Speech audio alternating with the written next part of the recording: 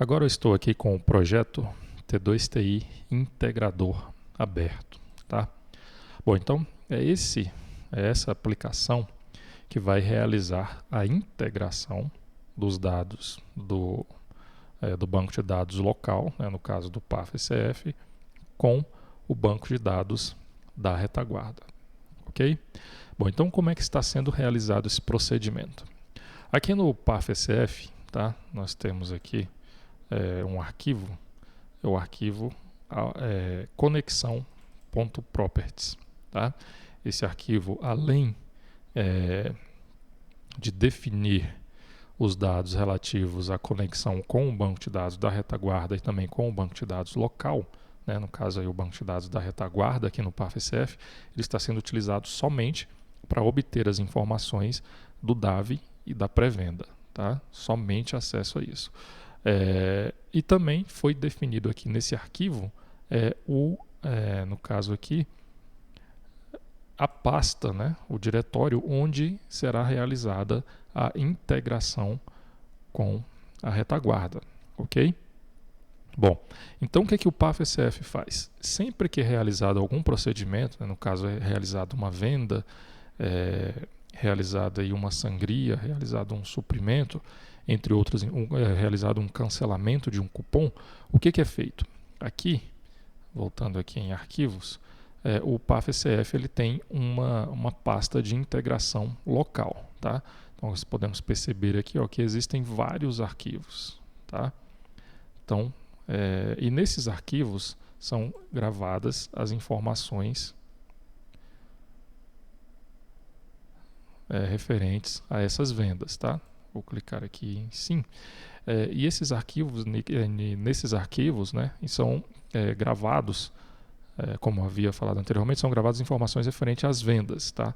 E esse arquivo é um formato TXT no formato JSON. Okay?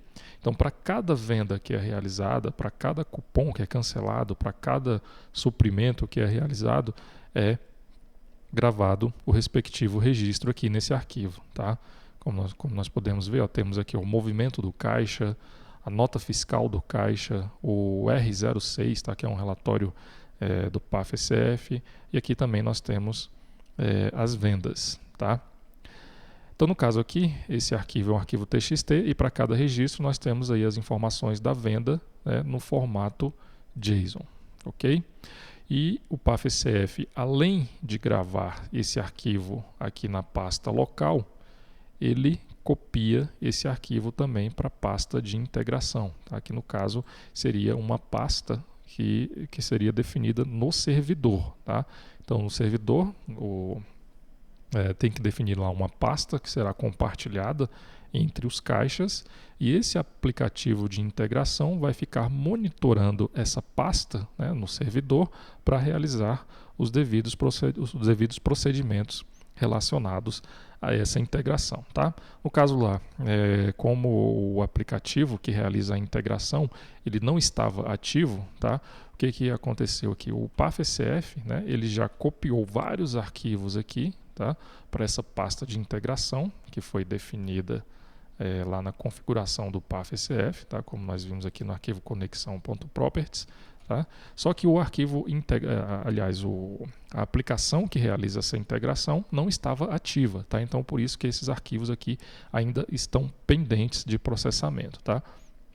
Se nós abrirmos aqui esse arquivo, nós temos aí as mesmas informações que foram visualizadas lá no arquivo que está definido na pasta local lá do PAF-ECF. Tá? Esse aqui, no caso, é uma pasta remota. Como aqui nós estamos utilizando a mesma máquina para realizar esses procedimentos, a pasta também está aqui no computador, mas o procedimento correto é definir uma pasta, né, realizar um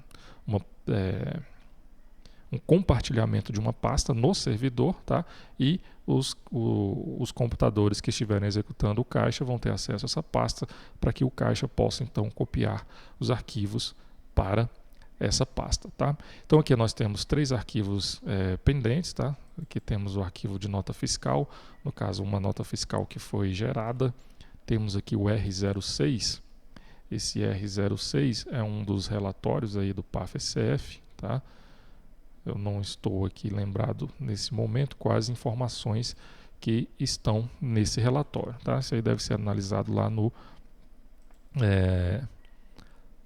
requisitos do PAF-ECF, tá? Na especificação dos requisitos.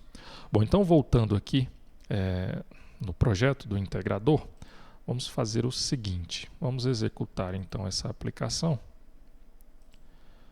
É uma aplicação simples, tá? Que vai ficar apenas monitorando lá a pasta de integração. Olha só, ele já está processando aqui o arquivo NF, processou algumas informações e agora aqui está aguardando outros arquivos para serem processados, tá? No caso aqui, ó, olha só, os arquivos que nós tínhamos aqui nessa pasta, eles não estão mais aqui. Por quê? Porque o aplicativo integrador, ele estava monitorando essa pasta e gravou as informações lá no banco de dados da retaguarda, tá? Se nós viermos aqui no banco de dados da retaguarda, nós temos aqui algumas tabelas que armazenam essas informações, que são essas informações aqui, ó, que foram gravadas agora pelo integrador, ok? Então nós temos aí todas essas informações que foram buscadas lá daqueles arquivos, tá? E processadas aí pelo aplicativo integrador, tá? Isso é um aplicativo bem simples. Vamos analisar aqui então o seu código-fonte, tá? Bom, temos aqui a view, né, que é o carga PDV, tá? Mas assim, só temos aí um componente, que é o JProgressBar, tá? Que vai ficar ali, que no caso é esse cara aqui, ó, que ele fica intermitente quando não há nenhum procedimento a ser realizado. E quando ele estiver realizando algum procedimento, ele vai mudar aqui o título da tela e processar o respectivo arquivo, tá? Aqui no código-fonte dessa tela, o sistema vai apenas carregar as configurações, tá? Então, no caso aqui, ele vai carregar lá o arquivo de conexão com o banco de dados, tá? Então, aqui, nesse aplicativo integrador, nós temos aí o mesmo arquivo, conexão.properties, tá? Para definir aí os dados de conexão com o banco de dados da retaguarda e também definir qual a pasta qual pasta deve ser monitorada, tá? Então ele carrega essas informações. Ele também tem uma pasta local, tá? Então o que ele faz? Ele copia os arquivos lá da pasta remota para essa pasta local para realizar então o processamento de um determinado movimento, né? De uma determinada venda, de uma determinada cancelamento de venda, de um suprimento, de uma sangria, entre outras informações que devem ser integradas, né? Que devem ser realizadas tal integração, tá? Então aqui, ó, logo depois é iniciada uma thread, tá? Essa thread ela vai ser executada sempre, né? Ela não vai parar de rodar. Então aqui o sistema ele vai monitorar a pasta onde está sendo realizada essa integração, tá? E assim que ele visualizar que há algum arquivo nessa pasta, ele vai chamar aqui, ó, o método processa carga, tá? Para realizar os devidos procedimentos aí de integração. Então aqui ele vai buscar o nome do arquivo, tá? Existe um padrão aí para o nome do arquivo e dependendo do nome do arquivo ele vai definir qual procedimento que deve ser importado, tá? Então nós temos aqui, ó, o método importa dados PDV, tá?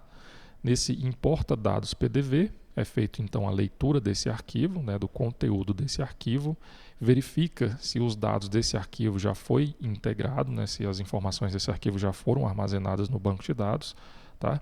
E verifica qual procedimento deve ser realizado, tá? No caso aqui, se for uma venda, se for uma nota fiscal, se for um movimento, se for um R02, se for um R06, se for um Sintegra 60M, para cada um desses procedimentos, né, para cada um desses itens, é realizado o devido procedimento. Tá? No caso aqui da importação da venda, é instanciado aqui, é buscado os dados da venda cabeçalho que estão lá no arquivo, tá? Então é utilizado aqui o JSON, tá? Que é um utilitário ali para você manipular o JSON, tá? O JSON é um formato aí definido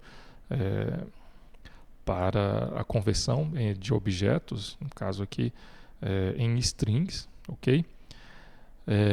Logo depois de obter essas informações lá do arquivo, define os atributos desse venda cabeçalho, ok? E salva as informações no banco de dados. Realiza aí também o procedimento do controle de estoque de acordo com essa venda que foi realizada, tá? São armazenados aqui também os dados da venda detalhe, né, os detalhes da venda, como nós vimos lá no banco de dados, também os detalhes foram armazenados, e os tipos de pagamento que foram definidos aí para essa venda, tá? E para cada um desses procedimentos, define os respectivos atributos e armazena as informações no banco de dados, tá? Aqui como importar os dados da nota fiscal, importar os dados do movimento, importar os dados do R02, importar os dados do R06 e também aqui do Sintegra 60M, tá? Caso ocorra algum erro, é realizado aqui, é gravado um log de importação, tá? Então lá tem uma tabela, log de importação. Se houver algum erro durante essa integração, as informações então serão armazenadas nessa tabela de log de importação, ok? Bom, então esse é o procedimento realizado aqui pelo integrador, tá? Um procedimento bem simples.